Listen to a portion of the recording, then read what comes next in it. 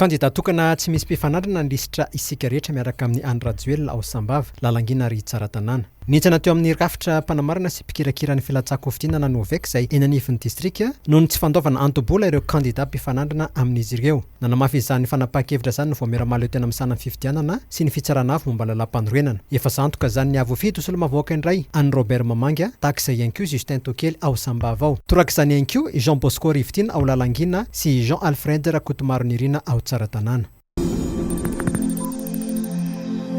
Ankoatran'ireo minisitra am-perinasa amin'izao fotoana izao izay nilatsaka ho fidiana ho solomavamboaka dia maro ihany koa ireo mpikambana teo anivon'ny gouvernement Antsaina nanomboka tamin'ny taona 2024 ny nirotsaka indray anjara amin'ny fifidianana solomavambahoaka ho tanterana 2020 ny volana May ho avy izao. Misy 420 izy reto farafahakeliny.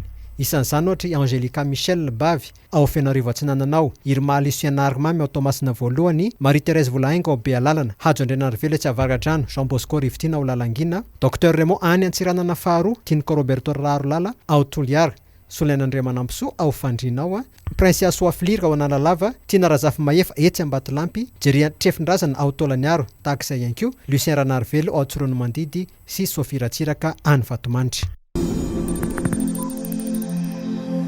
Vao nivoaka ny lisitra ofisialin'ireo candidat irotsaka ho fidiana solomavambahoaka dia tsy niandry ela fa notanterana androany teny anivon'ireo distrika misy 20 manerana ny Madagasikara ny antsapaka ny laran'ny candidat amin'ny fifidianana solomavambahoaka ao anaty bileta tokana sady ahafahan'ny candidat miditra amin'ny haino amanjerim-panjakana. Anjara asan'ny voamiramalo tena misana ny fifidianana na Nanseny ny mandrindra sy manara-maso ny fidiran'ireo candidat any amin'ireo haino amanjery mandritra ny fampelezan-kevitra. Androany ihany koa raha ny voalazan'ny Nanseny no faritana ny loko raikitra isaky ny bileta tokana.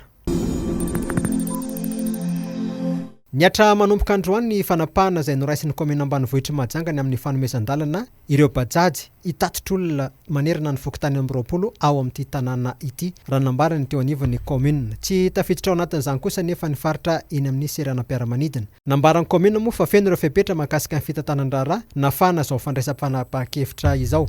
500 hatramin'ny 300 ariary arakaraka ny alavilan-dalana ny saran-dalana ho an'ity karazam-pitaterana ity ao Andrenivohitra Mahajanga ao. Mba ho fanetanana ny mpianatra mahakasika ny torolalana fampiarana ny fehezam-pitsipika ho an'ny fikolom-pahasalamana na ny code municipal d'hygiène dia nanambara ny filohan'ny délégation manokana Antananarivo Richard Ramanambita androany fa hotolorana fanomezana ny sekoly izay madio indrindra mandritra fifaninanana izay karakarain'ny komina Antananarivo renivohitra. Nidina tena amin'ireo sekolim-panjakana tena nisana ny tenany androany nanentanareo mpianatra ny amin'ny fitandrona ny fahadiovana.